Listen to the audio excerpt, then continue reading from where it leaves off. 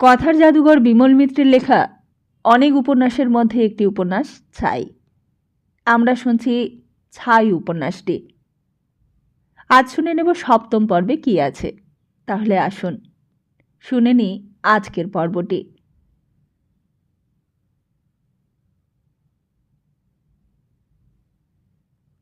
ভোরবেলাতেই ঘুম ভাঙে সদানন্দবাবুর। রোদ উঠতে তখনও অনেক দেরি। সকালবেলা সারা গায়ে চটাপট সর্ষের তেল চাপড়ালে শীত কোথায় পালাবে কোনো ঠিক আছে? ছোট্ট একটি শিশিতে করে গায়ে মাখবার তেল রেখে দিয়ে গেছেন মৃন্ময়ী। সমস্ত গায়ে তেল মাখা শেষ করে বাইরে এসেই অবাক হয়ে গেছেন। সদর দরজায় কি কাল রাত্রে খিল বন্ধ করতে ভুলে গিয়েছিলেন? দরজাটা যে হাট করে খোলা। গেছে, সর্বস্ব নিশ্চয়ই চুরি হয়ে গেছে। সদর দরজায় খিল দিয়ে আশেপাশে চারিদিকে একবার চেয়ে দেখলেন। কোথাও কিছু নজরে পড়ছে না। প্রায় সমস্ত জিনিসই পান্নালালদের বাড়ি সরিয়ে ফেলেছেন। শোবার খাটখানা শুধুই বাকি আছে। হঠাৎই আরেকটা কথা মনে পড়ল। গৌরদাসের কথা এতক্ষণ মনেই ছিল না। গৌরদাসের শোবার ব্যবস্থা পাশের ঘরে হয়েছিল। সে ঘরের দরজাও খোলা। সদানন্দবাবু ঘরের সামনে গিয়ে ডাকলেন, গৌরদাস, ও গৌরদাস! ভেতর থেকে কোনো সাড়া পাওয়া গেল না। ঘরের ভেতর ঢুকে আলোর সুইচটা টিপে আলোটা জ্বাললেন। বিছানাটা ফাঁকা। কোথায় গেল গৌরদাস? কাল রাত্রে গৌরদাস ক্লান্ত ছিল, বেশি কথা হয়নি। সদানন্দবাবু ভেবেছিলেন যে ভোরে উঠে কথা হবে। কিন্তু কোথায় গেল? কম্বলটা সরিয়ে দেখলেন। গৌরদাসের দাড়ি গোপমণ্ডিত বিরাট চেহারা নজরে না পড়বার কথা নয়। অবাক হয়ে গেলেন সদানন্দবাবু। তবে কি তিনি স্বপ্ন দেখছিলেন নাকি? কতদিন রাত্রে গৌরদাসকে নিয়ে তিনি স্বপ্ন দেখেছেন। কিন্তু তার মনে পড়ল রাত্রের অন্ধকারে গৌরদাস ঠিক এসে তার বাড়ির দরজার সামনে দাঁড়িয়েছিল। ভেতরে নিয়ে এসে তিনি বসিয়েও ছিলেন। তারপর গৌরদাস এখানে কয়েকদিন থাকবে বলেও বলেছিল। গৌরদাস জিজ্ঞেস করেছিল, কালীঘাট রেল স্টেশনটা এখান থেকে কত দূরে সদানন্দ? কেন? গৌরদাস বলেছিল, ওখান থেকে ট্রেন ধরে বজবজে একবার। আসলে ওখানে একটা দল আছে। তারপরেও অনেক কথা হয়েছিল। এই যুদ্ধের মধ্যে কেমন করে ষড়যন্ত্র করা হয়েছে ভারতবর্ষকে ছেড়ে পালাবার। বে অফ বেঙ্গল থেকে শুরু করে বজবজের ঘাট পর্যন্ত ঘাটিতে ঘাটিতে লোক তৈরি আছে। আর খবর দেওয়া নেওয়া চলছে বাইরের জগতের সঙ্গে। সমস্ত ভারতবর্ষময় কেমন করে জাল পেতেছে গৌরদাস। হাজার হাজার ছেলে প্রাণ দেবার জন্য প্রস্তুত। গৌরদাসের কথা শুনতে শুনতে কেমন যেন ভয় করেছিল সদানন্দ। এ তো ইতিহাস লেখা নয়, এ যে বিপ্লব। এই বয়সে আর যেন ওইসব সয় না। অবাক লেগেছিল সদানন্দবাবুর। তারপর গৌরদাসের শোবার ব্যবস্থা করে দিয়ে সদানন্দবাবু নিজের ঘরে এসে শুয়ে পড়েছিলেন। কিন্তু বলা নেই কওয়া নেই, কোথায় গেল গৌরদাস? হঠাৎই বিছানার কোণে এক টুকরো কাগজ নজরে পড়ল। গৌরদাসের হাতে লেখা, চললুম, আমাকে খুঁজো না। ইচ্ছে ছিল কয়েকদিন এখানে থাকবো, কিন্তু জরুরি কাজে এই রাত্রেই চলে যাচ্ছি। এই চিঠিটা পড়ে ছিঁড়ে ফেলবে। সমস্ত যেন কেমন গোলমাল হয়ে গেল সদানন্দবাবুর। ভেতরে ভেতরে এইসব কি চলছে? শহরের রাস্তায় লালমুখ সৈন্যদের দল দেখা যায়। আকাশ দিয়ে এরোপ্লেনে ঝাঁ উড়ে চলে।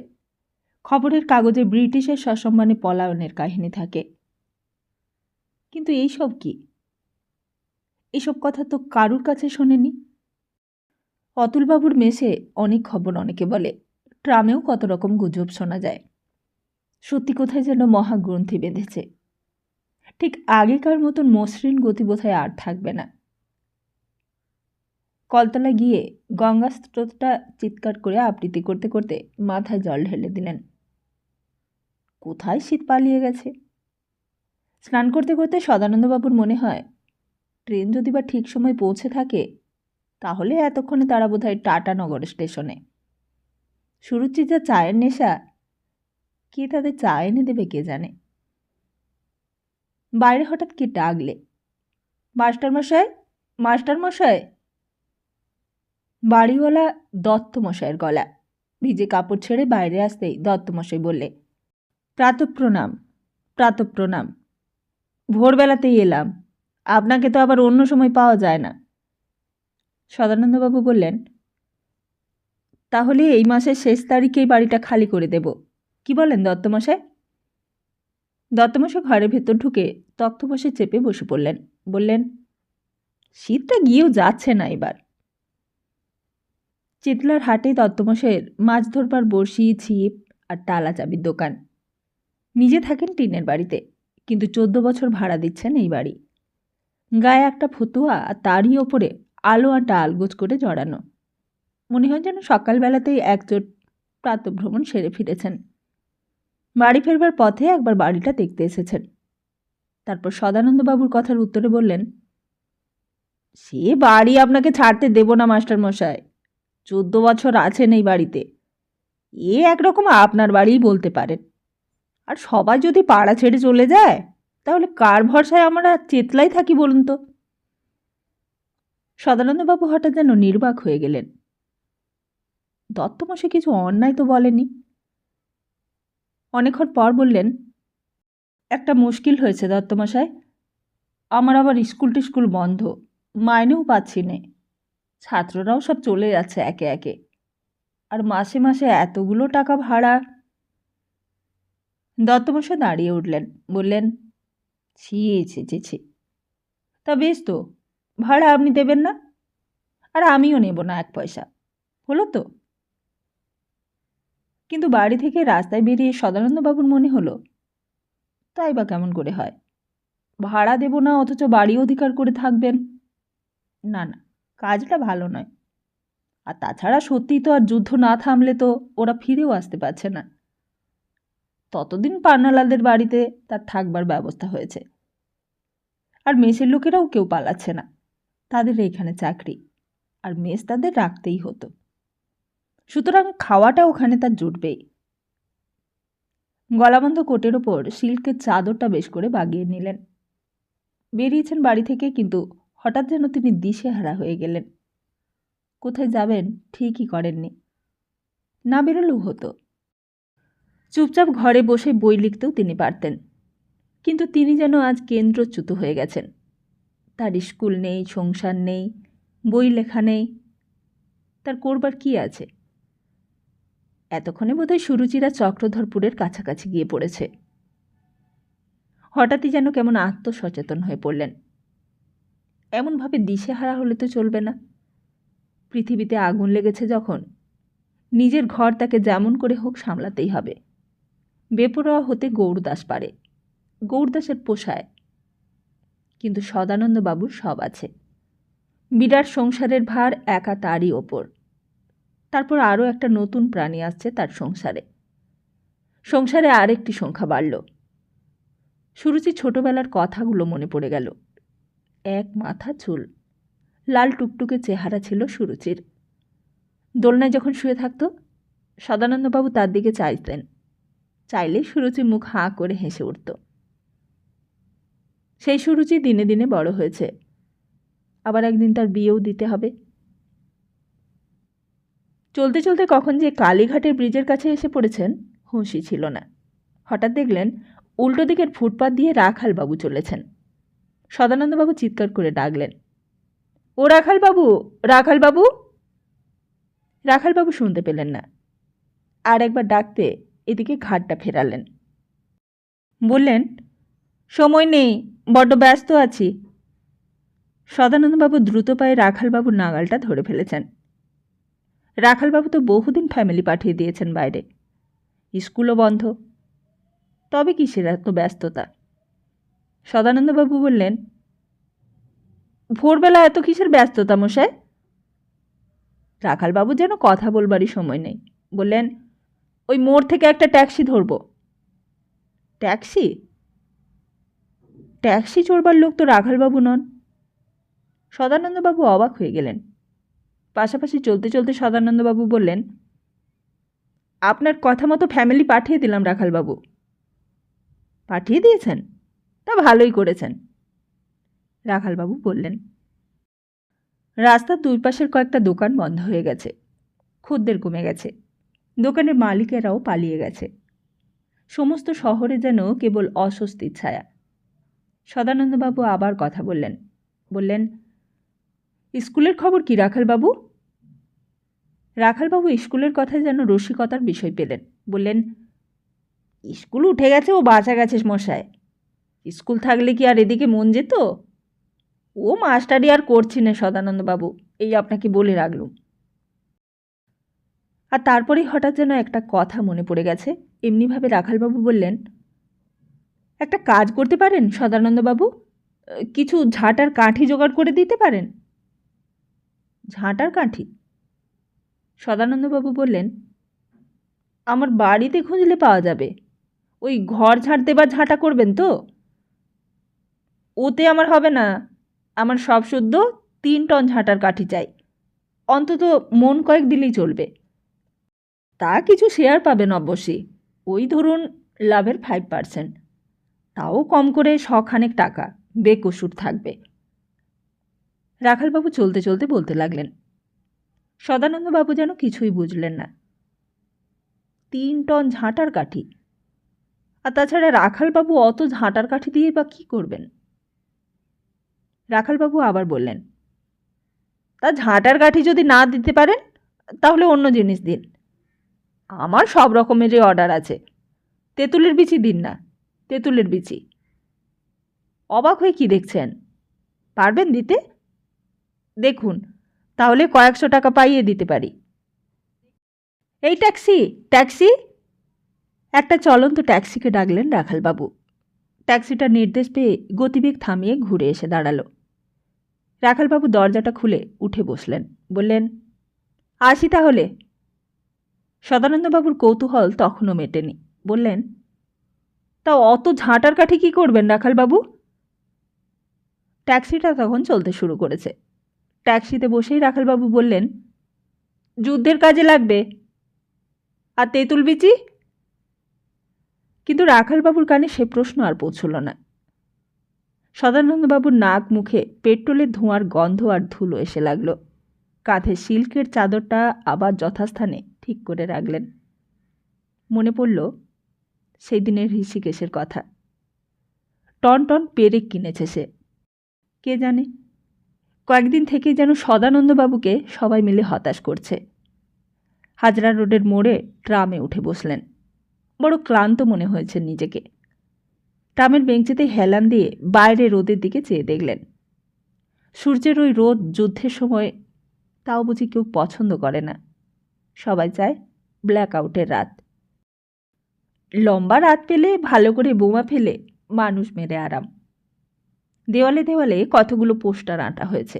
লেখা রয়েছে, গুজবের সৃষ্টি করবেন না, শত্রুর গুপ্তচর নিকটেই আছে। পাশের এক ভদ্রলোক খবরের কাগজ পড়ছিলেন। বললেন, দেশলাই আছে মশাই? সদানন্দবাবু পকেটে হাত দিলেন, কিন্তু তক্ষুনি মনে পড়ল তিনি সিগারেট খান না, সুতরাং দেশলাইও তার কাছে থাকবে না।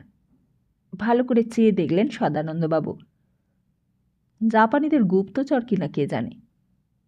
যুদ্ধের সময় আবার যাত্রার সঙ্গে কথা বলতে বারণ করা হয়েছে। বেশ ধুতি পাঞ্জাবি পরা বাঙালি ভদ্রলোক। ভদ্রলোক বললেন, বেটারা কেবলই সম্মানের সহিত পশ্চাৎপসরণ করতে পারে, আর যত তেজ আমাদের কাছে। সদানন্দবাবু কি বলবেন কিছু ভেবে পেলেন না। ভদ্রলোক আবার বললেন, ফ্রান্স থেকে পালিয়ে এলো, গ্রিস থেকেও পালিয়ে এলো, এবার আফ্রিকাতেও রোমেলেদের এই দশা করেই ছাড়বে। এদিকে আবার কি শুনছি জানেন? ভালো করে চারিদিকে একবার দেখে নিলেন। ট্রামে অন্যান্য লোকেরা প্রায়ই অফিস যাত্রী। এদিকে বিশেষ কারোর দৃষ্টি নেই। ভালো করে সোজা হয়ে বসলেন। বললেন, শুনছি নাকি এরা সমস্ত ভারতবর্ষটাই আমেরিকার কাছে বাধা রেখেছে। মানে আমাদের মনিব এখন আমেরিকা। রাস্তায় ঘাটে দেখছেন না, কেবলই আমেরিকার সৈন্য আসতে আরম্ভ করেছে। সদানন্দবাবু বললেন, বলেন কি? আর বলি কি, দেখবেন কিছুদিন বাদে আপিসে টাপিসে নিগ্রোতে একেবারে ছেয়ে যাবে। আমরা যেন লুটের মালমশায় হাতে হাতে ঘুরছি। এই বলে ভদ্রলোক অর্থপূর্ণ হাসি হাসলেন। তারপর ভদ্রলোক আরও ঘনিষ্ঠ হয়ে বসলেন। আপনাদের কলকাতার খবর কি? সদানন্দবাবু যেন কিছুই বুঝলেন না, বললেন, আপনি বুঝি কলকাতার লোক নন? ভদ্রলোক বললেন, আমি বিহারে থাকি। এই তো আজ সকালেই এসে পৌঁছলুম কলকাতায়। তা আপনাদের এখানে কিছু তোড়জোড় চলছে না? কিসের? কেন, আপনি কিছুই শোনেননি? স্ট্যাফোর্ড ক্রিপস ফিরে যাবার সঙ্গে সঙ্গেই তো গান্ধীজি প্রোগ্রাম শুরু করে দিয়েছেন, কুইট ইন্ডিয়া। চারিদিকেই তো জানাজানি হয়ে গেছে। বিহারে আমাদের এইবার প্রচুর।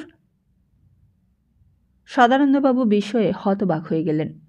সত্যি মিথ্যে ভগবান জানেন, কিন্তু ভদ্রলোকের কথা শুনতে শুনতে সদানন্দবাবুর সারা শরীর শিথিল হয়ে এলো, যেন তার যৌবনের সেই সব দিনের কাহিনী শুনছেন। একদিন তাদেরও সেই স্বপ্নই ছিল, সমস্ত অচল হয়ে যাবে, ট্রেনের লাইন ভেঙে দেবে, টেলিগ্রাফের তার কেটে দেবে, ব্রিজ উড়িয়ে দেবে, পোস্ট অফিস থানা সব পুড়িয়ে দেবে, জেলখানার দরজাও খুলে দেবে, গ্রামে গ্রামে পঞ্চায়েত বসিয়ে বিচার ব্যবস্থা চলবে। কি ভয়ানক সর্বনাশের কথা! ভদ্রলোক বললেন, আপনাদের কলকাতাতে কিছুই হচ্ছে না? বলেন কি, এখানে এত বিপ্লবী ছেলে থাকতে কিচ্ছু হবে না? ও আপনি নিশ্চয়ই কিছু খবর রাখেন না, অথচ ওইদিকে ইউপিতে সবাই প্রস্তুত হচ্ছে যে। বাইরে আবার নজর পড়তেই সদানন্দবাবু দেখলেন দেওয়ালের গায়ে পোস্টার আঁটা রয়েছে।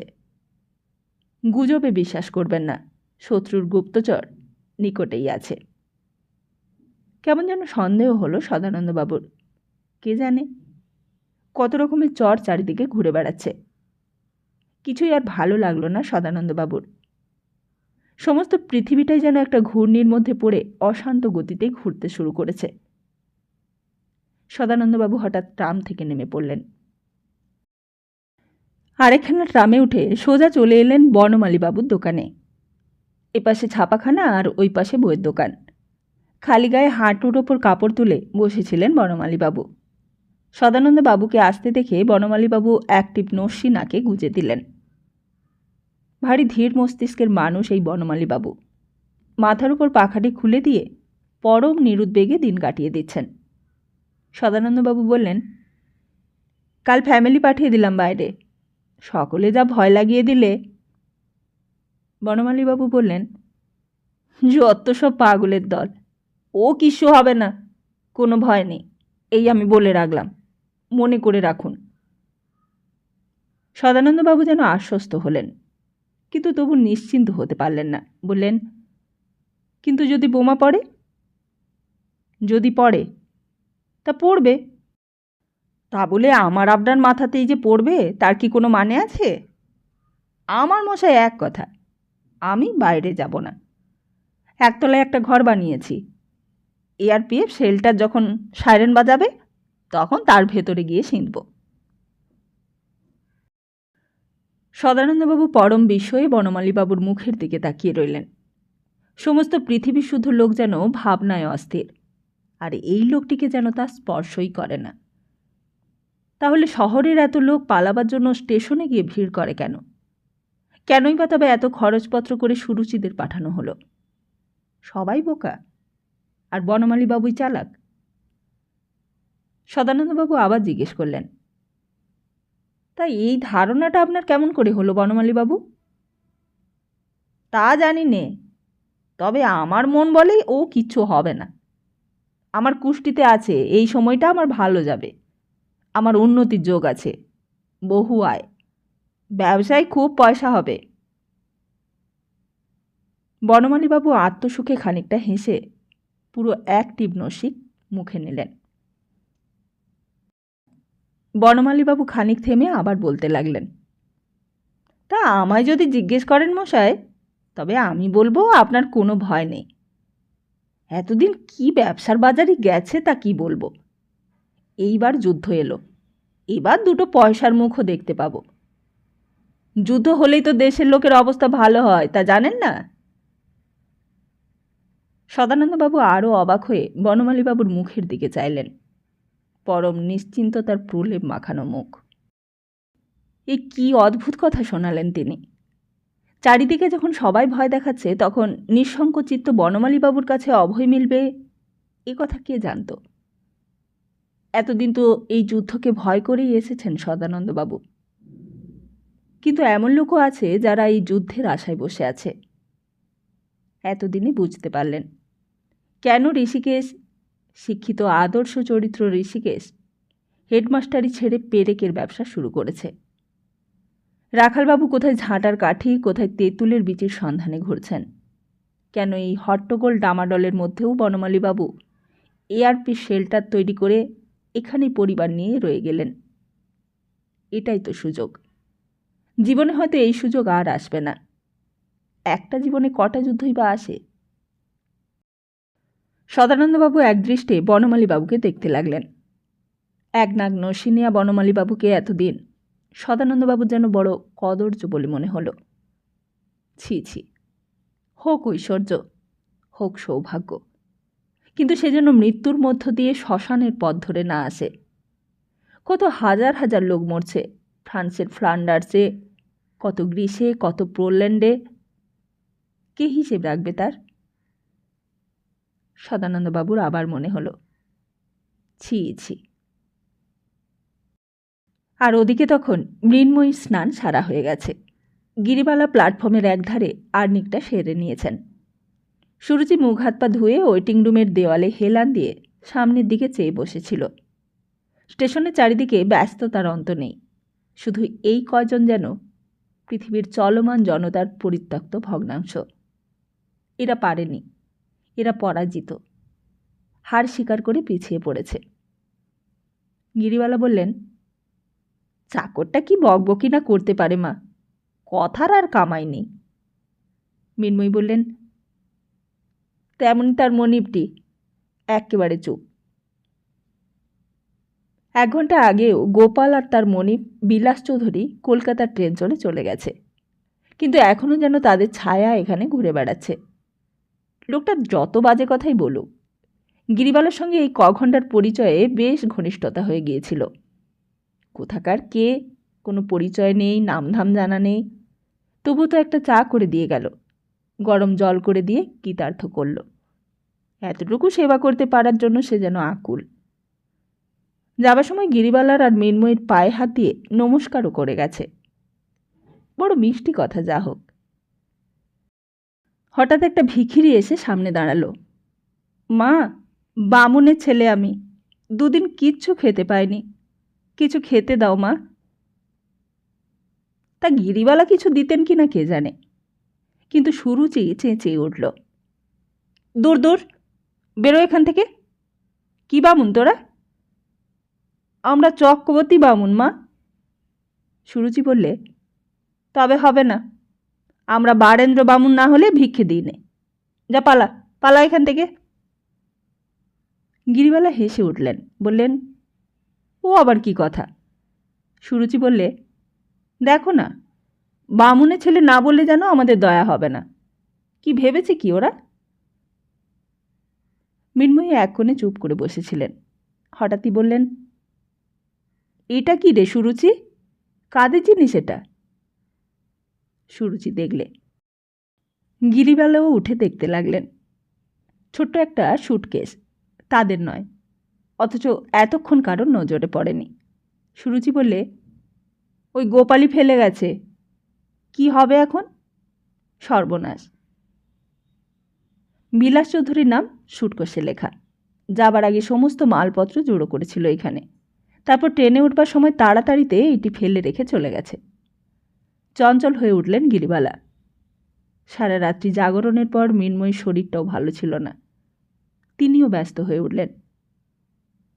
তাহলে ওরাই ভুলে ফেলে গেছে? সুরুচি বললে, ও বড় লোকদের অমন 2-1 জিনিস হারালে কিছু আসে যায় না। গিরিবালা বললেন, কি জানি বাপু, কি জিনিস ভেতরে আছে, তা দামি জিনিসও তো থাকতে পারে। মৃন্ময়ীও একটু উৎসাহ পেলেন, বললেন, দামি জিনিস কি কেউ আর ওতে রাখে? দেখে বোঝা গেল চাবি দেওয়া। জিনিসটা পুলিশের হাতে কিংবা স্টেশন মাস্টারের হাতে গচ্ছিত রেখে দিয়ে আসা উচিত, কিন্তু কে বা দেবে? মৃন্ময়ী বললেন, থাক বাপু, ও যেখানকার জিনিস সেখানেই পড়ে আছে, তেমনই পড়ে থাক, হাত দিয়ে কাজ নেই। ও যাদের জিনিস তারা বুঝবে। গিরিবালার মনে হলো ওই চাকরটারই দোষ। 10 বার করে তাদের প্রণাম করে, চা করে দেওয়া, গরম জলের ব্যবস্থা করা, মালপত্র সরিয়ে রাখা, সে গোপালই তো সব করলে। তার লোকটা ভালো বলতে হবে, আত্মীয় নয়, স্বজন নয়, কেউ নয়, মাইনে করা চাকরও তো নয়, নেহাতি রাস্তার পরিচয়। গায়ে পড়েই আলাপ করলে, সেধে সেধে কথা বললে, আর যতক্ষণ ছিল ততক্ষণ কেমন করে উপকার করবে কেবলই তাই ভাবছে। লোকটার বোধহয় ওটাই স্বভাব। শেষ পর্যন্ত আসল কাজেই ভুল করলে। এতক্ষণ নিশ্চয় গাড়ি পরের স্টেশন ছাড়িয়ে অনেক দূরে চলে গেছে, খাবে খন বকুনি বাবুর কাছে। তা একটু মায়াই হতে লাগলো গোপালের জন্য। এই 3টে লোকে স্নান করবা জলের ব্যবস্থা, ভিজে কাপড়গুলো শুকোতে দেওয়া, সবই তো সেই করেছে। 2-একটা মালগাড়ি এলো গেল। এখন এই সকালবেলার দিকে ট্রেন নেই, বেলাও বাড়ছে। ঘণ্টা 2-1 আগে গোপালটা চলে গেছে কলকাতার দিকে। একটু পরেই একটা ব্রাঞ্চ লাইনের গাড়ি বোধহয় ছাড়বে। বাইরের রাস্তা থেকে লোক এসে ষাঁড় বেঁধে গিয়ে গাড়িতে উঠে বসছে। দূরে গাড়িটা দাঁড়িয়ে আছে। একটা খাবার ভর্তি ঠেলা ঠেলতে ঠেলতে নিয়ে চলেছে ওই দিকে। গিরিবালার পা দুটো আর কোমরটা ব্যথায় যেন টনটন করে উঠল। মৃন্ময়ের মাথা ধরাটা আবার মাথা চাড়া দিতে শুরু করেছে। সুরুচি দেওয়ালে হেলান দিয়ে চেয়ে দেখতে লাগলো। যে জীবনের শুরুতেই দুর্ঘটনা ঘটে গেল, তার শেষে আর কত দুর্ঘটনা আছে কে বলতে পারে। প্ল্যাটফর্ম দিয়ে 2-1 সুরুচির দিকে লুব্ধ দৃষ্টি দিয়ে চলে যাচ্ছে। শানিত তীরের মতো সেই দৃষ্টি এসে সুরুচির শরীরে যেন বিঁধছে। কলেজের সেই সব দিনগুলোতে এমন দৃষ্টি হয়তো রোমাঞ্চ আনত, কিন্তু আজ তার মনে হয় কে যেন ক্ষতবিক্ষত দেহের ওপর পীড়ন করছে। সমস্ত শরীর তার চাদর দিয়ে ঢাকা, তবুও মনে হয় সতর্ক আবরণের মধ্যেও বুঝি ত্রুটি রয়ে গেছে। বোধহয় এক্ষুনি কেউ সন্দেহ করবে, এক্ষুনি কেউ ধরে ফেলবে তার ফাঁকি। ওই দুর্ঘটনার পর থেকে সুরুচি তাই নিজেকে ঢেকে ফেলেছে, আত্মকেন্দ্রিক করে নিয়েছে নিজের মনকে। কখন যে সেই প্ল্যাটফর্ম, এই জনতা, এই দিবালোক ছেড়ে চক্রধরপুরের ছোট্ট একটা ঘরের 4টে দেওয়ালের মধ্যে আত্মগোপন করতে পারবে, শুধু তাই ভাবছে। আর সেখানেই শুরু হবে সুরুচির সাধনা। যদি সিদ্ধি হয় তবেই আবার সে মুখ তুলে চাইবে, সূর্যের মুখোমুখি দাঁড়িয়ে সূর্য বন্দনা করবে। পিসিমা, একটা সুটকেস ফেলে গেছি। দৌড়তে দৌড়তে গোপাল এসে হাজির। উমা, গোপাল যে, তুমি কোত্থেকে? তা গিরিবালার অবাক হবারই কথা। মৃন্ময়ী ও সুরুচি দুজনেই অবাক হয়েছে। গোপাল ফিরে এসেছে। এই 1 ঘণ্টা 2 আগে তারা কলকাতার ট্রেনে উঠে চলে গেছিল। ব্যাপার কি? সুটকেসটা তুলে নিয়ে গোপাল বললে, ভাগ্যিস আপনারা ছিলেন, নইলে সর্বনাশ হয়ে যেত। তারপর গলা নিচু করে গোপাল বললে, বাবু আমার ওপর খুব রাগ করেছে দিদিমণি, ওই যে বাবু আসছেন। 3জনেই দূরে দৃষ্টি দিয়ে দেখলে সেই ওয়েটিং রুমের ভদ্রলোকটি এই দিকেই ব্যস্ত হয়ে আসছেন। লম্বা চেহারার মানুষটি উদ্বিগ্ন হয়েছেন বোঝা গেল এখান থেকেই। কিসে করে এলে গোপাল? গিরিবালা জিজ্ঞেস করলেন। ততক্ষণে অনেকখানি অশান্তি নিয়ে বিলাস চৌধুরী কাছে এসে পড়েছেন। গোপালের হাতে সুটকেস দেখে উদ্বিগ্ন কেটে গিয়েছে তার, কিন্তু ক্লান্তি কমেনি। গোপাল তাড়াতাড়ি ঘরের ভেতর থেকে চেয়ার এনে বাইরে বসিয়ে দিয়েছে, কিন্তু বসতে গিয়ে বিলাসের যেন একটুখানি বাঁধল। বললেন, তা শেষ পর্যন্ত পেয়েছিস তাহলে? অপরাধীর মতো মাথায় হাত বুলোতে বুলোতে গোপাল বললে, কুলিদের হট্টগোলে মাথা ঠিক ছিল না, ব্যাটাটা যা কাণ্ড করে। সত্যিই বিলাস চৌধুরী ক্লান্ত হয়ে পড়েছিলেন। টাটানগরে সারাদিনই কাল পরিশ্রম গেছে, তারপর আবার কলকাতায় রওনা হওয়া। রাস্তাতেই হঠাৎ আবিষ্কার করলেন তার টেন্ডারের কাগজপত্র, হাজার হাজার টাকার বিল, ভাউচার সমস্ত সমেত আসল সুটকেসটাই নেই। অর্থাৎ যেই কাজের জন্য কলকাতায় যাওয়া তাই আর হবে না। আর তারপরেই খোঁজ শুরু হলো। পরে স্টেশনে নেমে পড়েছেন এবং ভাগ্য তার ভালো বলতে হবে, একটা আপ মালগাড়ি তখন টাটানগরের দিকে আসছিল। স্টেশন মাস্টারকে দিয়ে বলিয়ে গার্ডকে খুশি করে দিয়ে এত শীঘ্রই তাই চলে আসতে পেরেছেন। তা জিনিসটা পাওয়া গেছে, যা হোক। শেষ পর্যন্ত কিন্তু পরের গাড়িতে কলকাতায় যাওয়া ছাড়া আর কোনো উপায় নেই। সমস্ত মালপত্র নিয়ে আবার ফিরে এসেছেন। সেগুলো আবার কুলিরা এসে নামিয়ে রাখল। কয়েক ঘন্টা মতো আবার এইখানে থাকতে হবে। গোপালের দেওয়া চেয়ারে বসতে গিয়েও বিলাস চৌধুরী কেমন যেন একটু দ্বিধায় পড়লেন। সকালবেলা ওদের ঠিক ওইখানে দেখেছেন, আর গোপাল ততক্ষণে পায়ের সামনে বসে পড়েছে। জুতো খুলে দিয়ে অন্য হালকা জুতো পরিয়ে দিতে হবে। বিলাস চৌধুরী বাধা দিলেন, বললেন, থাক, এখন তুই একটা চুরুট দে। মিনময়ী আর গিরিবালা এতক্ষণে সমস্ত শুনছিলেন, কিন্তু চোখ ছিল তাদের অন্যদিকে। সুরুচি নিজের একটা লক্ষ্যকেন্দ্র ঠিক করে তাতেই নিবিষ্ট ছিল। হঠাৎ গোপালের ডাকে তিনজনেই একসঙ্গে এদের দিকে চেয়ে দেখলেন। গোপাল ডাকলে, পিসিমা।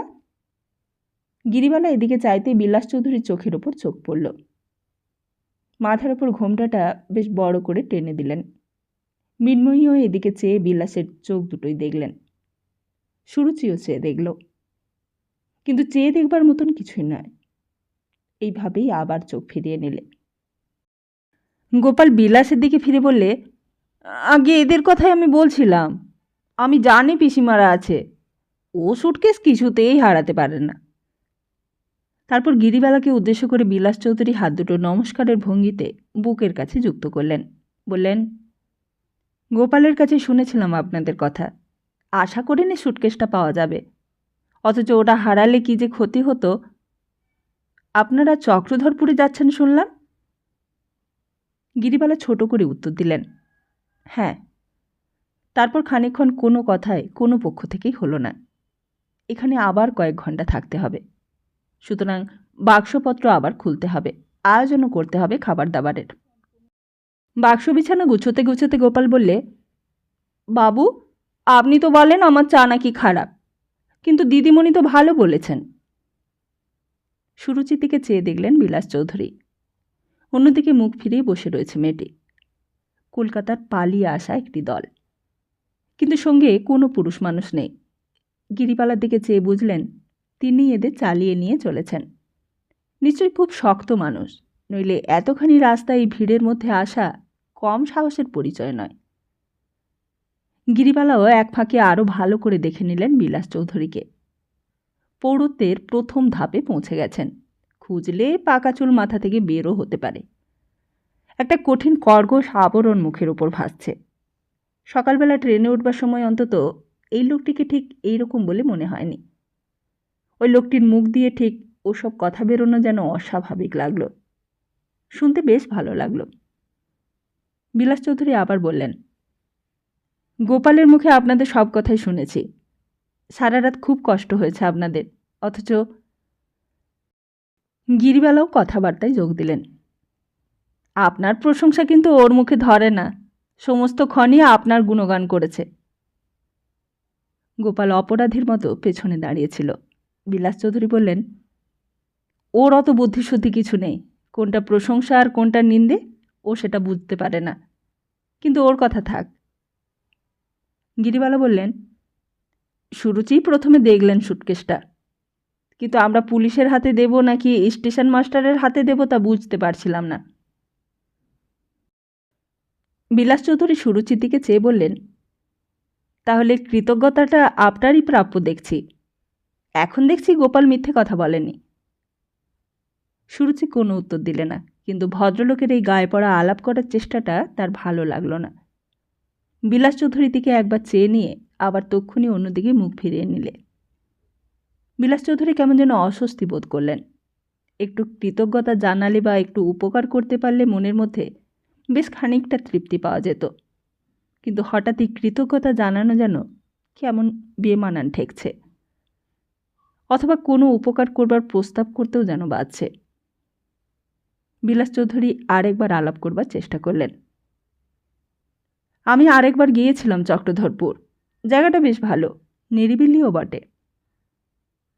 গিরিবালা বললেন, কাছাকাছির মধ্যে জানাশোনা আছে, তাই ওইখানে যাওয়া। নইলে কলকাতা ছেড়ে তো আমাদের আসারই ইচ্ছে ছিল না। পাড়া এমন ফাঁকা হয়ে গেল যে ভয় করতে লাগলো ওখানে থাকতে। বিলাস চৌধুরী বললেন, তা কটার সময় আপনাদের গাড়ি? গোপাল কাছেই দাঁড়িয়েছিল। সে বললে, 11টায়। কবজির ঘড়িটা দেখে নিয়ে বিলাস চৌধুরী বললেন, তবে তো আর বেশি সময় নেই, আধ ঘন্টা পরেই ট্রেন আসবে। আপনাদের খাওয়া দাওয়া সব সেরে নিতে হবে তার মধ্যে। গোপাল, তুই সব ব্যবস্থা করে দে তাহলে। সুরুচি যেন হঠাৎ বিলাস চৌধুরীর দিকে চেয়ে একটা কটাক্ষ করলে। স্পষ্টই বোঝা গেল এসব তার ভালো লাগছে না। সে যেন এই পরিস্থিতি পছন্দই করছে না। গিরিবালা বললেন, সে আমরা নিজেরাই সব ব্যবস্থা করবো ক্ষণ, গোপালকে আর কষ্ট করতে হবে না। বিলাস চৌধুরী বললেন, তা করলেই বা, আপনারা আমার যা উপকার করেছেন তার জন্য তো আমার কৃতজ্ঞতা থাকাই উচিত। আর তাছাড়া গোপালেরই তো দোষ, ওই তো এই বিপদে ফেলেছে আমাকে। বিলাস চৌধুরীর কলকাতা যাবার গাড়ি সেই রাত 9টায়। তার আগে আর কোনো গাড়ি নেই। সমস্ত দিন স্টেশনে বসেই কাটাতে হবে। কিন্তু এইখানে তার বসে থাকতে যেন নিজের কাছে অশোভন লাগছিল, এটা তিনি অনুভব করলেন। আর তাছাড়া ওরা বোধহয় সবাই অস্বস্তি বোধ করছে তার উপস্থিতিতে। বিলাস চৌধুরী উঠে ওয়েটিং রুমের ভেতরে খবরের কাগজ নিয়ে বসলেন। তার অনেক কাজ। কলকাতায় এক্ষুনি একটা টেলিগ্রাম করে দিতে হবে। গোপালকে একবার ভেতরে ডাকলেন বিলাস চৌধুরী। বললেন, ওরে, ওদের দেখাশোনা করিস, গাড়িতে বোধহয় খুব ভিড় হবে, মালপত্র সব নিজে তুলে দিস, আর খাওয়া দাওয়ার বন্দোবস্ত হয়েছে তো? শুনে গোপাল বাইরে চলে গেল। খবরের কাগজটা পড়া হয়ে গিয়েছিল। সুটকেস থেকে একখানা বই বার করলেন। বিলাস চৌধুরীর জীবনে একটা মুহূর্ত আসে যখন তিনি তার কর্মব্যস্ত দিনের সমস্ত কর্তব্য কিছুক্ষণের জন্য ভুলে যেতে চান। আজ হয়তো সেই মুহূর্ত এসেছিল। দিনগুলো ঝড়ের গতিতে তাকে বিপর্যস্ত করতে চেষ্টা করে। তিনি কাজের মানুষ। সমুদ্রের ঢেউ দেখে পিছিয়ে যাবার লোক তিনি নন। ঢেউকে যে স্বীকার করে নিতে পারে, জয়ী সেই। আর সেই জয়লাভের আস্বাদ তার প্রতিদিনের প্রতি মুহূর্তের আস্বাদ। সেখানে যে আনন্দ, সে আনন্দের তুলনা নেই। আর তাছাড়া ট্রেনের কামরায় একাকিত্বের মধ্যে, প্ল্যাটফর্মের ওয়েটিং রুমের প্রতীক্ষার মধ্যে, আর তার হাজারিবাগের বাড়ির বারান্দায় পায়চারির মধ্যে কোথায় কোন ফাঁকে একদিন একটা সৃষ্টি ছাড়া হঠাৎ এসে চোখের সামনে, মনের সামনে আবির্ভূত হয়। আর সঙ্গে সঙ্গেই তিনি তার সমস্ত কর্তব্য ভুলে যেতে চান। আজ সুটকেসটা ফেলে চলে গিয়ে আবার ফিরে আসার পর হঠাৎ ওই পরিবারটির পথাশ্রয়ী পরিবেষ্টনীতে আকৃষ্ট হয়ে কয়েক মিনিটের বিভ্রান্তি তাকে যেন আবার আক্রমণ করেছে। একটা শিক্ষিতা মেয়ে আর সঙ্গে আরও 2টি মহিলা, সম্পূর্ণ অপরিচিতা, কিন্তু ঘটনাচক্রে একই ছাদের তলায় আশ্রিত হয়ে কি অদ্ভুত নিবিড় যোগসূত্রে বেঁধে দিল বিলাস চৌধুরীকে। ঘরের ভেতরে বিলাস চৌধুরী একান্তই একাকী বসেছিলেন। হঠাৎ গোপাল এসে 5টা টাকা চাইলে। টাকা নিয়ে গোপাল চলেই যাচ্ছিল। বিলাস চৌধুরী আবার ডাকলে, গোপাল। গোপাল ফিরে দাঁড়ালো। বিলাস চৌধুরী বললেন, চুরুটটা নিভে গেছে, দেশলাইটা একবার দে তো। জামার পকেট থেকে দেশলাইটা বার করে গোপাল চুরুটে আগুন ধরিয়ে দিলে। কবজির দিকে চেয়ে দেখলেন বিলাস চৌধুরী। রাত 9টা, লম্বা সময়। গোপালকে লিখবার প্যাড আর কলমটাও বার করতে বললেন। টেলিগ্রাম পাঠাতে হবে কলকাতায়। আধ ঘন্টা সময় দেখতে দেখতে কেটে যায়। গোপাল টেলিগ্রাম পাঠিয়ে দিয়ে ফিরে আসতেই ঢং ঢং করে প্রথম ঘন্টাটা বেজে উঠল। লাইন ক্লিয়ার দেওয়া হয়েছে, সবাই প্রস্তুত হও। গিরিবালা সব গুছিয়ে নিলেন। মিনময়ী আর সুরুচি উঠে দাঁড়ালো। গোপাল ছুটে এসে হাত লাগিয়ে দিলে, ও কি হচ্ছে পিসিমা? দাঁড়ান দাঁড়ান, আমি গুছিয়ে দিচ্ছি। 33টা গাঁঠরিকে গুছিয়ে বাঁধবার দরুন গোপাল সেগুলো 16টায় দাঁড় করিয়ে দিলে। ভিড় যে খুব হবে তার বেশ প্রমাণ পাওয়া গেল। এতক্ষণ সব ফাঁকা ছিল, কিন্তু গাড়ি আসবার সংকেত পাওয়ার সঙ্গে সঙ্গে কোথা থেকে যে দলে দলে যাত্রী এসে প্ল্যাটফর্ম ছেয়ে ফেললে কে বলবে। এতক্ষণে মৃন্ময়ীর ভয় হলো। এখন গাড়িতে উঠতে পারলে হয়। হাওড়া স্টেশনে নয় নিত্যানন্দ এসে উঠিয়ে দিয়েছিল, কিন্তু এখানে যদি উঠতে না পারেন? কামরার বেঞ্চিতে চামড়া আটা নরম মসৃণ গদি আটা, মাথার ওপর পাখা। উদ্বিগ্ন মুখে বিলাস চৌধুরীর দিকে চাইতেই বিলাস চৌধুরী তেমনি অচঞ্চল কণ্ঠে বললেন, গার্ডকে আমি বলে দিয়েছি, আপনাদের কিছু ভয় নেই। পাশেই গার্ড সাহেব দাঁড়িয়েছিল। ফিরিঙ্গি গার্ড সাহেব মুখে কিছুই বললেন না, কিন্তু চোখের দৃষ্টি দিয়ে বুঝিয়ে দিলে ভাবনা করবার কিছু নেই। গোপাল পিসিমার পায়ে হাত দিয়ে মাথায় ঠেকিয়ে দরজাটা বন্ধ করে ততক্ষণে নেমে এসেছে। গার্ড সাহেব লম্বা করে হুইসেল বাজিয়ে দিলে আর গাড়ি চলতে আরম্ভ করল। গিরিবালা সকৃতজ্ঞ দৃষ্টি দিয়ে বাইরে চেয়ে রইলেন।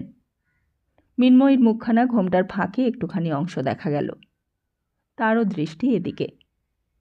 কিন্তু ট্রেনে উঠে বসবার সময় সুরুচি সেই যে উল্টো দিকে মুখ ফিরিয়ে বসেছিল, গাড়ি চলবার পরেও সেই মুখ এদিকে আর ফেরেনি।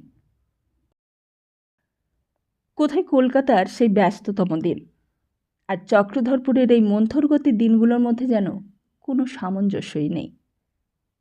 এখানে আকাশ নিচু হয়ে এসে ঠেকেছে দক্ষিণ দিকের ওই পাহাড়টার মাথায়।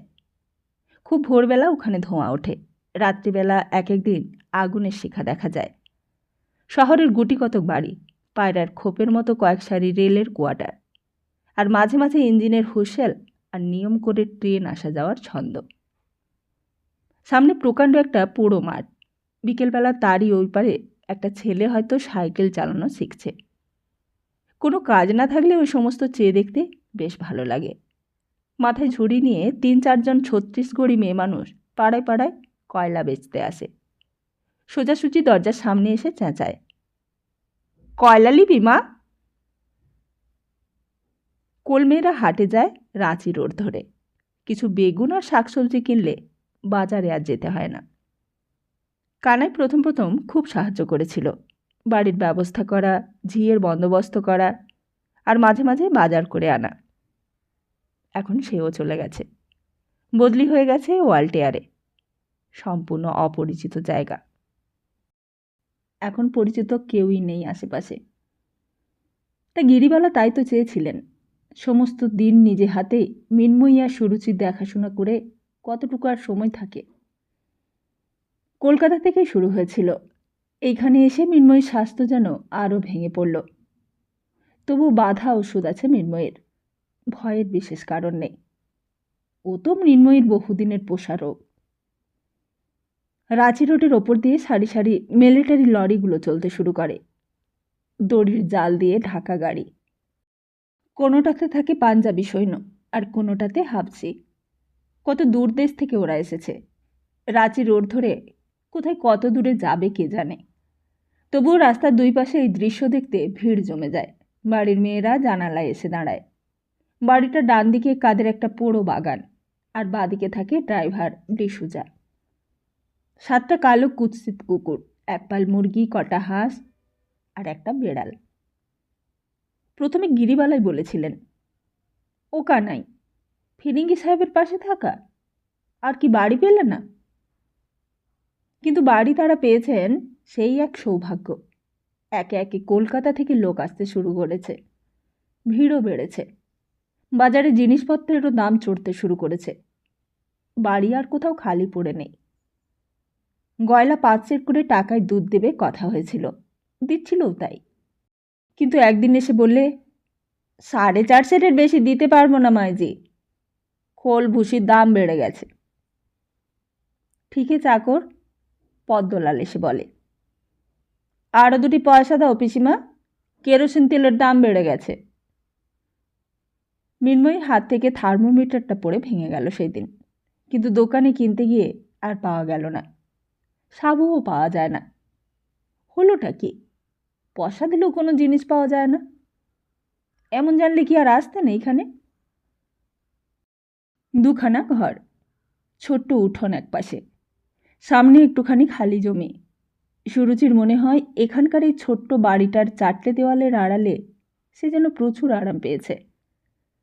অনেকদিন আগে মনে পড়ে তার পরীক্ষার দিনগুলোর কথা। ভারী দুর্ভাবনার ভরা ছিল সেই দিনগুলো। রাত জেগে পড়েও মনে হতো তার যেন কিছুই মনে থাকছে না। পরীক্ষার দিন সকালবেলা বাসে যেতে যেতে যদি একটুখানি বসবার জায়গা সে পেত, মনে হতো অনেকখানি সে পেয়েছে। তার পরীক্ষার চরম দুর্ভাবনার মধ্যে বাসে উঠে একটু বসবার জায়গা পাওয়ায় দুর্ভাবনার কিছু লাঘব হবার কথা নয়, তবুও সেই এতটুকু আরামই সেই সময় পরম সামগ্রী বলে মনে হতো। এইখানে জানালার পাশে বসে বসে বাইরের ওই ক্রমবর্ধমান সকালের দিকে চেয়ে তার মনে অনেক শান্তি এসেছে। অতীতটা তার অন্ধকারই বলা যায়, আর ভবিষ্যৎ আরও নৈরাশ্যময়। শুধু এই বর্তমানই যেন একটু শান্তিদায়ক। সারা পৃথিবীর লজ্জার হাত থেকে সে এইখানে এসে আশ্রয় নিয়ে বেঁচেছে। সকালবেলার প্যাসেঞ্জারটা যখন পশ্চিম দিকে চলে যায়, জানালায় অসংখ্য ছোট ছোট মুখ অস্পষ্ট দেখা যায় এখান থেকে। ইয়ার্ডের একধারে একটা ইঞ্জিন ক্লান্তভাবে নিঃশব্দে ধোঁয়া ছাড়ে। পেট্রোল কোম্পানির ম্যানেজারের বউ মিসেস গুপ্ত ফিটফাট সেজে বাজার করতে যায় রাঁচি রোড দিয়ে। সিকিমাইল পেছন পেছন 36 ঝি তার মেয়েকে নিয়ে চলে। অটোর স্বাস্থ্যের বোঝা নিয়ে 3-4টি কোল মেয়ে খোপায় ফুল গুজে কাঁধে কাঁধে হাত দিয়ে কোরাস গান গাইতে গাইতে চলেছে। এই রাস্তায় হয়তো দিনে একবার ঝাঁট দেওয়া হয়, তবু সকালবেলা যদিও বা পরিষ্কার থাকে, বিকেলে হলদে ফুলে রাস্তাটা ভরে যায়। সামনে পিয়াল গাছটার গুড়িতে একটা কাঠবেড়ালি গর্ত করেছে। যখন চারিদিক নিরিবিলি, সুরসুর করে গাছের গা বেয়ে নিচে নেমে আসে। আর মাঝে মাঝে নদীর ওপারে একটা ইঞ্জিন দাঁড়িয়ে দাঁড়িয়ে অধৈর্যের মতো সমস্ত শহর কাঁপিয়ে একটানা হুইসেলের শব্দ করে। প্রবেশাধিকারের দাবি জানাবার ওটাই বুঝি রীতি। এখানকার দৈনন্দিন জীবনের বৈচিত্র্য নেই, কিন্তু একঘেয়েমি আছে তাও যেন বলা যায় না। ডিসুজাকে কোনোদিন বাড়িতে দেখা যায় না। কখন চাকরি করতে যায় আবার কখন আসে পাড়ার লোকে জানতেও পারে না। মাঝরাতে এক একদিন ইংরেজি গান শুনে বোঝা যায় সাহেব বাড়ি ফিরেছে। পাড়ার লোকে বলে ডিসুজা সাহেব বিয়ে করেছিল, কিন্তু সেই বউ পালিয়ে গেছে। লোকটা মদ খায় কিনা কে জানে, কিন্তু মাতলামি করতে দেখা যায় না কোনো দিন। মাঝে মাঝে রিক্সা করে এক মেম সাহেবকে নিয়ে ঘরে ঢোকে। বাবুর্চিটাকে সেই দিন পেছনের খিড়কিতে দেখতে পেলেন গিরিবালা, সরু চালের ভাত ছড়ানো আস্তা করেতে। গিরিবালা জিজ্ঞেস করলেন, এত সরু চাল তোমার সাহেব কোথায় পায় বলো তো? ছোকরাটা চটপটে বলে, অনেক দূরে দূরে যায় কিনা সাহেব, সেখান থেকেই নিয়ে আসে। এই চাল 4 টাকা করে মন। বলো কি, 4 টাকা? খুব সস্তা তো। চক্রধরপুরের চাল মোটা, দামও বেশি। ভিসুজা সাহেব বাইরে থেকে সস্তার জিনিসপত্র আনে, উপায়ও করে খুব। খরচ করবারই লোক নেই, ওই ছোকরাটাই চুরি চামারি করে 2 হাতে। আর এদিকে গিরিবালার যেন ভাবনার আর অন্ত নেই। সদানন্দ কোথা থেকে এই সংসারের খরচ পাঠাবে কে জানে। যেমন সস্তার জায়গা হবে ভাবা গিয়েছিল, মোটেও তেমনটা নয়। জিনিসপত্রের দাম চড়েছে। একটা লোহার কড়া 2 টাকার কমে দেয় না। ঘিয়ের দামও চড়া। মিনময়ীরও শরীরটা খারাপ, তার পথ্যও সুলভ নয়। সুরুচির এই সময় সাবধানে থাকা উচিত। গিরিবালার ভাবনার যেন আর অন্ত নেই। কেমন করে যে সমস্ত বিপদ থেকে উদ্ধার হওয়া যাবে কে জানে। এদিকে আবার বর্ষাকাল এসে পড়েছে। এখানে এক একদিন এমন বৃষ্টি হয় যে 2-3 দিন ধরে আর থামেই না। চারিদিকে বৃষ্টির আচ্ছাদনের মধ্যে জানালায় বসে সুরুচি নিজের মনের কেন্দ্রস্থলে গিয়ে পৌঁছয়। সেইখানে শুধু ভয়, লজ্জা আর সংশয়। কোনো অপরিচিত পরিবেশে যেন তারা নির্বাসন হয়েছে, কিংবা সে যেন অজ্ঞাতবাস করতে এসেছে এখানে। তার বিগত জীবনের পরিপ্রেক্ষিতে আর কোনো জিনিসই দেখা চলবে না। এবার থেকে নতুন দৃষ্টিকোণ আবিষ্কার করতে হবে। এই বিদেশের লাল মাটিতে তার নতুন জীবনের বীজ রোপণ করবে সে। আত্মবিশ্বাস আর আত্মনির্ভরতাই হবে তার মূল মন্ত্র। ভাবতান্ত্রিক হবার যুগ এইবার তার শেষ হয়েছে। বাস্তব জীবনের মুখোমুখি দাঁড়িয়ে সে আত্মঘোষণা করবে, আত্মপ্রকাশ করবে। কিন্তু আবার যখন রোদ ওঠে চারিদিকে, পিয়াল গাছের গুড়ি বেয়ে কাঠবেড়ালিটা সুরসুর করে নিচে নেমে আসে, তখন মনে হয় বেশ প্রশান্তির নীড়ে সে ঠাঁই পেয়েছে। হয়তোবা এমনই নির্বিবাদ আর নিশ্চিন্ত নিটোল দিন তার চিরস্থায়ী হবে। কাছে দূরে চারিদিকে অলস কর্মময়তা। ওই দ্রুতগতির ট্রেনের আসা যাওয়া, ওই নিরসক্ত সূর্যের উদয়াস্ত, ওই পোড়ামাঠে ছেলেটার সাইকেল চালাতে শেখা, আর তার এই জানালায় বসে পরম উদ্দাসের সঙ্গে চেয়ে থাকা সমস্ত কিছু নিয়ে এই পৃথিবী। এই কর্মরতাও সত্যি আর এই আলস্যও সত্যি। এইখানে এই চক্রধরপুরে দুই মিলে একাকার হয়ে গেছে। বিগত জীবনের দিকে চেয়ে দেখলে সুরুচির লজ্জা করে। কি ছেলে মানুষই না সে ছিল। তার অ্যাডোনিসের গল্প, প্রিন্সের বেহিসিবতার গল্প, তার রূপের প্রশংসা। আর যেন সুরুচির কাছে সেই সব নিরর্থক হয়ে গেছে। কিন্তু সত্যিকারের বস্তু যে কি তাও আজ তার কাছে কোনো রূপ পরিগ্রহ করেনি। সে শুধু এটুকুই বুঝেছে যে এতদিন যা করেছে তা ভুল, এইবার থেকে অন্য পথে তাকে চলতে হবে।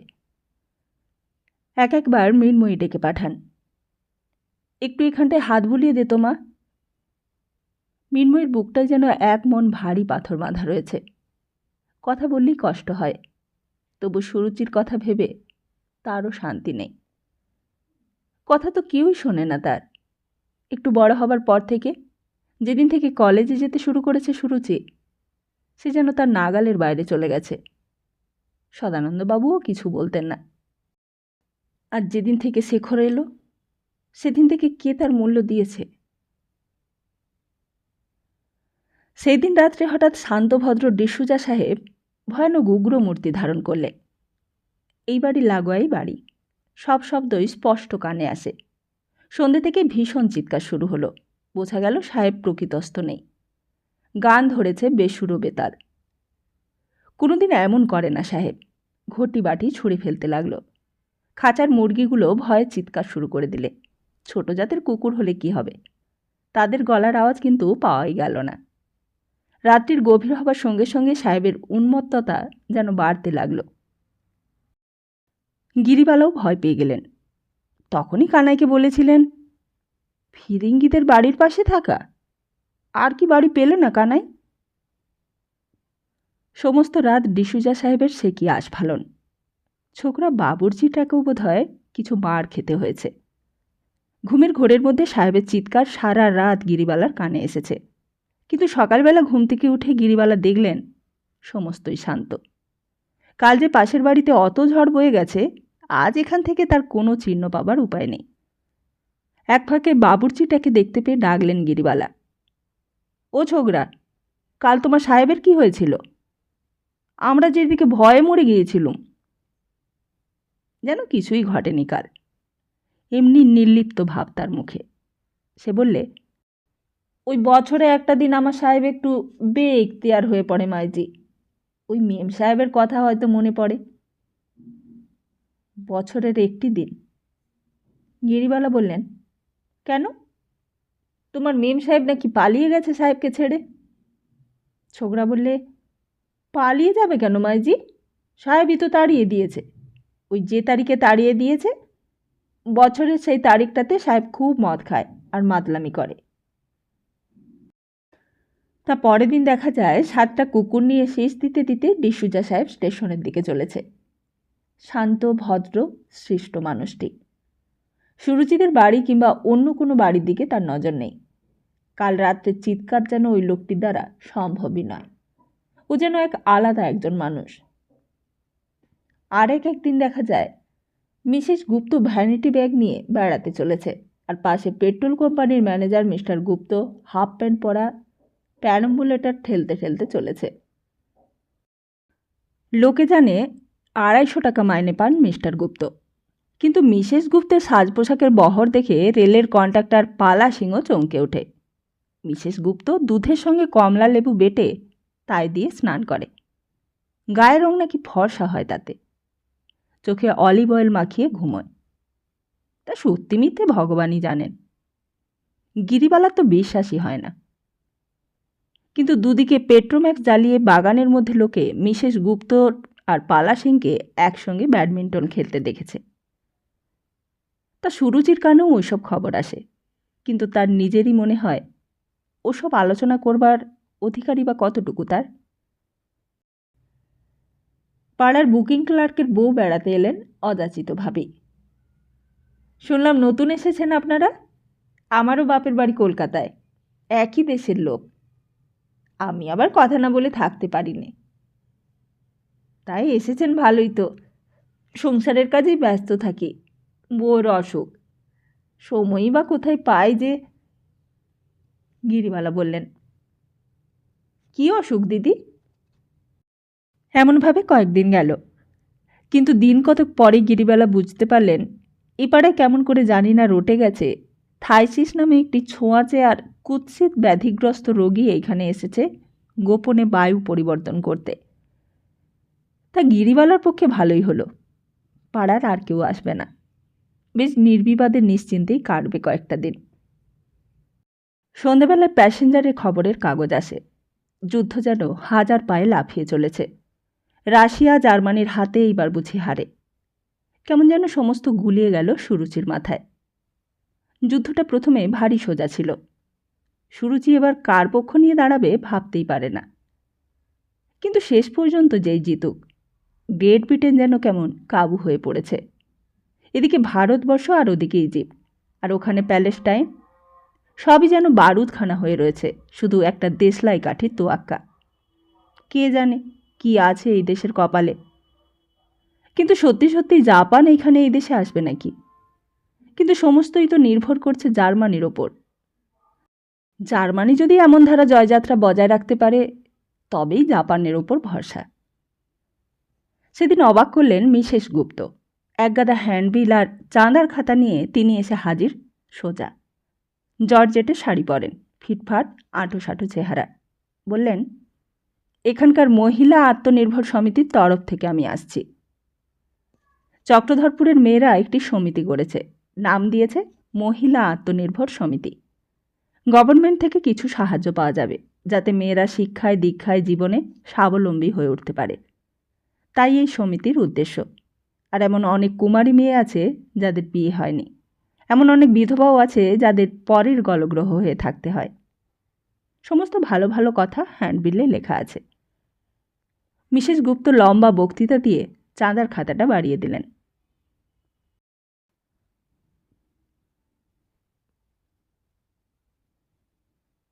তাহলে আজকের মতো এখানেই শেষ করছি।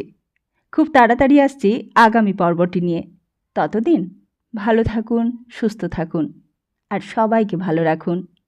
আমার গল্প পাঠ যদি আপনাদের পছন্দ হয়, চ্যানেলটিকে সাবস্ক্রাইব করে পাশে থাকুন। কমেন্ট করে জানান গল্পটি কেমন লাগছে। নমস্কার।